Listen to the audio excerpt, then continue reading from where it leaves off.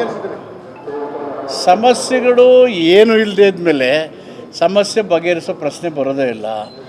ನಾವಲ್ಲಿ MLAಗಳೆಲ್ಲ ಸಾಮರಸ್ಯದಿಂದ ಇದ್ದೀವಿ.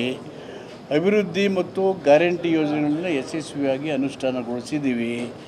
ಮತ್ತು ಪ್ರತಿ ತಾಲೂಕು ಜಿಲ್ಲೆಗಳಿಗೆ ಈ ಕನಿಷ್ಠ ಒಂದು ಆ್ಯಾವರೇಜ್ ಒಂದು ತಾಲೂಕಿಗೆ ಒಂದು ಕ್ಷೇತ್ರಕ್ಕೆ 400-500 ಕೋಟಿ ಈ ಥರ ಕೊಟ್ಟಿದ್ದಾರೆ. ಮತ್ತು ಮೈಸೂರಿಗೆ ಮೊನ್ನೆ ತಾನೇ 2500 ಕೋಟಿಗೆ ಹೆಚ್ಚು ಹಣ ಕೊಟ್ಟಿದ್ದಾರೆ.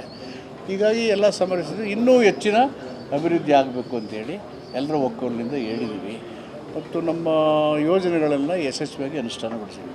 ಅದು ಬಿಟ್ಟು ಬೇರೆ ದೇರ್ ಇಸ್ ನೋ ಇಶ್ಯೂಸ್. ಸಾಮರಸ್ಯ ಇದೆ ಸರ್, ದುಡ್ಡು ಬೇಕಲ್ಲ ಸರ್, ಅನುದಾನ ಕೇಳ್ತಾ ಇದ್ದಾರೆ ಶಾಸಕರು. ದುಡ್ಡು ಇರೋದ್ರಿಂದ ಎಲ್ಲ ಮಾಡ್ತಾ ಇದೀವನ್ನೆಲ್ಲ.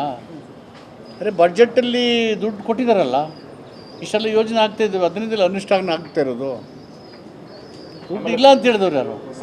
ಉಸ್ತುವಾರಿ ಮಂತ್ರಿಗಳು ಮತ್ತು ಶಾಸಕರ ನಡುವೆ 50 ಕೋಟಿ ತಗೊಂಡಿದ್ದಾರೆ ಈಗ ಶಾಸಕರು. 10 ಕರೆದು ಯಾಕೆ ತಗೋತಾರೆ? ಅಲ್ಲ, 2 ವರ್ಷಗಳ ಹೋರಾಟ ಸಮಾನವಾಗಿ 10 ಕರೆದು 50 ಕೋಟಿ ಕೊಟ್ಟಿದ್ದಾರೆ. 50 ಕೋಟಿ ಏನು ಸಾಲ? ನೀರಾವರಿ ಯೋಜನೆಗಳು ಕೊಟ್ಟಿದ್ದಾರೆ, ಕೆರೆಗಳು ಕೊಟ್ಟಿದ್ದಾರೆ, ಕುಡಿಯೋ ನೀರು ಕೊಟ್ಟಿದ್ದಾರೆ, ರಸ್ತೆಗಳು ಕೊಟ್ಟಿದ್ದಾರೆ, ಸಮಾಜ ಕಲ್ಯಾಣ ಇಲಾಖೆ ಕೊಟ್ಟಿದ್ದಾರೆ, ಬೇರೆ ಈಗ ಅಗ್ರಿಕಲ್ಚರ್ ಕೊಡ್ತಾ ಇದ್ದಾರೆ. 10 ಕರೆದು ಯಾಕೆ ಕೊಡ್ತಾರೆ? ಇಲ್ಲದ್ರೆ ಇಷ್ಟೊಂದು ಸಾವಿರಾರು ನೂರಾರು ಕೋಟಿ ಎಲ್ಲಿ ಬರುತ್ತೆ? ಹೆಂಗೆ ಬರುತ್ತೆ? ಸಭೆಗೆ DK ಶಿವಕುಮಾರ್ ಅವ್ರನ್ನ ಕರೆಲಾರದು ಸಹ ಚರ್ಚೆಗೆ ಕಾರಣವಾಗ್ತಾ ಇದೆ. DCM ಇದ್ರು, KPCC ಅಧ್ಯಕ್ಷರು. Chief minister is calling all the respect to MLAs district wise. Chief minister ಅವರು ಶಾಸಕಾಂಗ ಪಕ್ಷದ ನಾಯಕರು, ಅವರು ಕರೆದು ಮಾತಾಡ್ತಾ ಇದ್ದಾರೆ. ಪಕ್ಷದ ವಿಷಯ ಬಂದಾಗ ಅಧ್ಯಕ್ಷರು ಮತ್ತು ಶಾಸಕ ಪಕ್ಷಗಳು ಇಬ್ಬರು ಸೆಪ್ರೇಟಾಗಿ ಕರೀತಾರೆ. ಅದು ಇಟ್ಸ್ ಸರ್ಕಾರದ ಇದರಲ್ಲಿ ಅವರು ಇದು ಮಾಡೋದ್ರಿಂದ ಈ ಸುಮ್ಮನೆ ಇಲ್ಲದೆ ಇರೋದನ್ನೆಲ್ಲ ಹುಟ್ಟಾಕಕ್ಕೆ ಹೋಗಬೇಡಿ. Things which is not there ನೀವೇ ಹುಟ್ಟಾಕಕ್ಕೆ ಹೋಗ್ಬೇಡಿ. ಬಾಯ್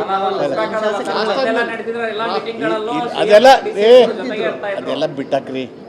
ಚೀಫ್ ಮಿನಿಸ್ಟರ್ ಕರೆದಿರೋ ಜಿಲ್ಲಾವಾರು ಶಾಸಕರು ಕೇಳ್ತಾ ಇದ್ದಾರೆ. ಡಿಸ್ಟ್ರಿಕ್ಟ್ ಇನ್ಚಾರ್ಜ್ ಸಮನ್ವಯ ಇಲ್ಲ ಅಂತ ಹೇಳ್ತಿದ್ದಾರೆ. ಅಲ್ಲಿ ಚರ್ಚೆಗಳು ಮುಕ್ತವಾಗಿ ನಡೀತಾ ಇದ್ದಾವೆ. ಏನು ನೀವು ತಿಳ್ಕೊಳ್ತಾರೆ ಏನು ಭಾರಿ ಅಲ್ಲೇನು ಇರ್ಲಿಕ್ಕೆ ಸಾಧ್ಯನೂ ಇಲ್ವೂ ಇಲ್ಲ.